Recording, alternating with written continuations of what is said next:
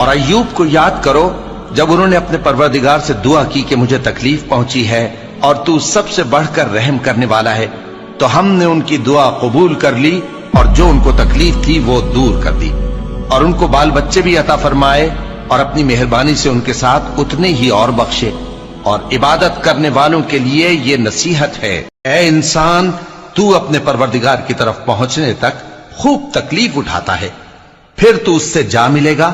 اب جس کا نامہ اعمال اس کے داہنے ہاتھ میں دیا جائے گا اس سے حساب آسان لیا جائے گا اور وہ اپنے گھر والوں میں خوش خوش واپس آئے گا، اور جس کا نامہ اعمال اس کی پیٹھ کے پیچھے سے دیا جائے گا تو وہ موت کو پکارے گا اور دوزخ میں داخل ہوگا۔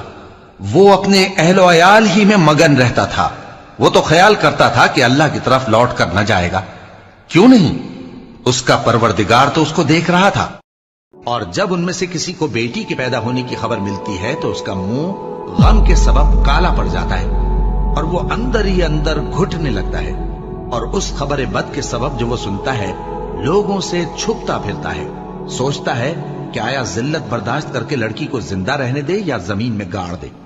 دیکھو یہ جو تجویز کرتے ہیں بہت بری ہے۔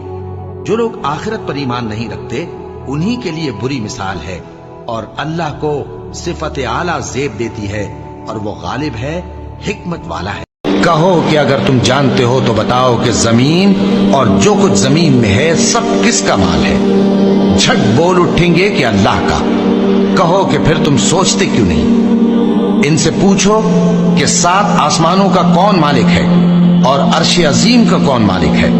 بے ساختہ کہہ دیں گے کہ یہ چیزیں اللہ ہی کی ہیں۔ کہو کہ پھر تم ڈرتے کیوں نہیں؟ کہو کہ اگر تم جانتے ہو تو بتاؤ کہ وہ کون ہے جس کے ہاتھ میں ہر چیز کی بادشاہی ہے اور وہ پناہ دیتا ہے اور اس کے مقابل کوئی کسی کو پناہ نہیں دے سکتا۔ فوراً کہہ دیں گے کہ ایسی بادشاہی تو اللہ ہی کی ہے۔ کہو کہ پھر تم پر جادو کہاں سے پڑ جاتا ہے؟ بات یہ ہے کہ ہم نے ان کے پاس حق پہنچا دیا ہے، اور یہ جو بت پرستی کیے جاتے ہیں بے شک جھوٹے ہیں۔ اللہ نے نہ تو کسی کو اپنا بیٹا بنایا ہے اور نہ اس کے ساتھ کوئی اور معبود ہے۔ اور جو بیچارے غریب صرف اتنا ہی کما سکتے ہیں جتنی مزدوری کرتے اور تھوڑی سی کمائی میں سے بھی خرچ کرتے ہیں، ان پر جو منافق تان کرتے اور ہنستے ہیں اللہ ان پر ہنستا ہے اور ان کے لیے تکلیف دینے والا عذاب تیار ہے۔ اور جب ہم نے خانہ کعبہ کو لوگوں کے لیے جمع ہونے اور امن پانے کی جگہ مقرر کیا اور حکم دیا کہ جس مقام پر ابراہیم کھڑے ہوتے تھے اس کو نماز کی جگہ بنا لو، اور ابراہیم اور اسماعیل کو حکم بھیجا کہ طواف کرنے والوں اور اعتکاف کرنے والوں اور رکوع کرنے والوں اور سجدہ کرنے والوں کے لیے میرے گھر کو پاک صاف رکھا کرو۔